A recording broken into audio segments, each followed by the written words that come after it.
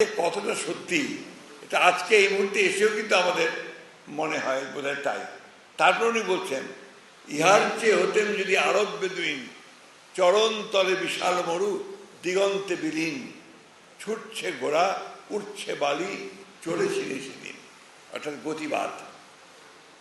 এই কাগজের উচ্চস্বরে পলিটিক্যাল তর্ক করার আপনার 150 বছর আগেও ছিল। তখন রকে বসে পলিটিক্যাল তর্ক করতো। এখন আমরা সারা দিন রাত টেলিভিশনে টক শো থেকে শুরু করে সবসময় শুধু পলিটিক্যাল তর্কই করতে আছে, তাই না? কিন্তু এই যে এখানে মানুষ, গবেষকেরা তারা কাজ করছেন, তারা কিছু উদ্ভাবন করছেন, কিছু প্রযুক্তি তারা উদ্ভাবন করছেন যেগুলো আমাদের সাধারণ কৃষকের কাজে লাগে। এই বিষয়গুলো কিন্তু আমরা ওই টেলিভিশনে কথা বলতে শুনি না, বা আপনার পত্রিকাতেও লিখতে দেখি না। কোথাও বড় করে যে কোথাও একটা আপনার হাইলাইট করবে, ফোকাস করবে, সেটা করতে দেখি না। আমি কয়েকদিন আগে আমার দেশ ঠাকুরগা, আপনারা জানেন, আমি ঠাকুরগাতে গিয়েছিলাম।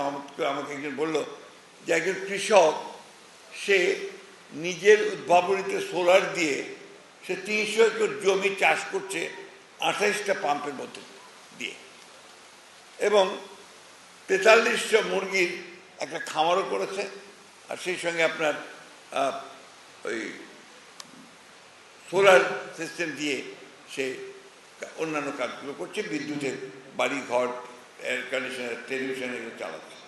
আমি দেখতে গিয়েছিলাম, দেখি যে ভদ্রলোক কিন্তু আপনার কোনো শিক্ষিত লোক নন, তিনি একজন সাইকেল মেকানিক ছিলেন। আমি আপনাদের সত্য ঘটনা বলছি, গ্রামটার নাম চিরারং, আপনারা গিয়ে দেখতে পারেন। সে নিজে সাইকেলের মেকানিক করতে করতে তিনি নিজেই আপনার উদ্ভাবন করতে শুরু করেন যে কীভাবে বিদ্যুৎ উৎপাদন করা যায়, এবং তিনি এই করতে করতে কিন্তু সোলার দিয়ে বিদ্যুৎ উৎপাদন করে ফেলেছেন।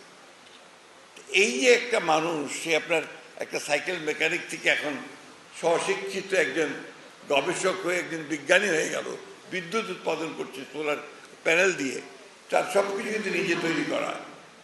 এইটাকে কিন্তু আমরা কেউ হাইলাইট করে না। আমি বারবার করে ওখানে যারা ছিল রিপোর্টার, তাদের বললাম যে ভাই এগুলো একটু দেবেন তো ভালো করে পত্রিকায়। একটা না দুটো পত্রিকায় আসছে, আর কোনো পত্রিকা আসে। এটাই সমস্যা। আমি যে কথা বলছিলাম, আমরা তর্ক করতে ভালোবাসি, আমরা রাজনৈতিক চিন্তা ভাবনা নিয়ে আমরা বেশি চিন্তা করি সবাই। আমাদের একেবারে যে রিক্সা শ্রমিক, সেই ভাইটা থেকে শুরু করে আপনার একদম টপে যারা, তারাও রাজনীতির কথা বলে। এমনকি আপনি দেখবেন গ্রামে 2-3টে আপনার গুমটি ঘর আছে, আপনার চায়ের দোকান, ওখানে আপনার টেলিভিশন দেয়, ওকে বসে গল্প করে, ওখানেও দেখবেন শুধু রাজনীতির কথাই হয়। যার ফলে আমাদের মাইন্ডসেট তৈরি হয়ে গেছে যে আমরা কথায় কথায় আমরা সবাই মিলেই আমরা এখন পলিটিশিয়ান, সবাই আমরা প্রধানমন্ত্রী হয়ে যাই, সবাই আমরা আপনার মন্ত্রী হয়ে যাই। খেয়াল করে দেখবেন আপনি। তো এইভাবে কিন্তু এগুলো যায় না। আমি আলাপ করছিলাম যে এখানে আপনাদের এখানে কত বাজেট, কত আসছে বাজেট, কত আপনার এখানে? এখানে এই প্রতিষ্ঠানের মাত্র 23 কোটি টাকা বাজেট, আর সব কিছু নিজস্ব আয়ে চলছে। আমার প্রশ্ন হচ্ছে যে আমি যখন আপনার এই হাজার হাজার কোটি টাকা ব্যয় করছি, ব্যাংক থেকে লুট করে নিয়ে চলে যাচ্ছি, এইখানে আমার 100-150 কোটি টাকা গবেষণার জন্য দিতে আমার অসুবিধাটা কোথায়? আপনি বলবেন যে, আপনারা বলবেন স্যার আপনি তখন আছেন ক্যাবিনেটে, মন্ত্রণালয়ে, সরকারে, তো দিচ্ছেন না কেন? ওই যে বললাম মাইন্ডসেট, এই মাইন্ডসেট আমাদেরকে পরিবর্তন করতে হবে।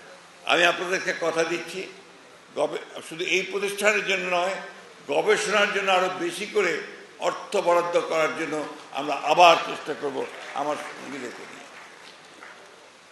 এখানে কতগুলো বিষয়ে যেমন প্রযুক্তি আমি দেখলাম, যেটা আমার মনে হয় যে আমরা যদি প্রাইভেট সেক্টরের সঙ্গে একটু যোগাযোগ করি, তাদেরকে যদি আমরা এখানে একটু আপনার আকৃষ্ট করতে পারি, তাহলে বোধহয় আমরা অনেক লাভবান হব।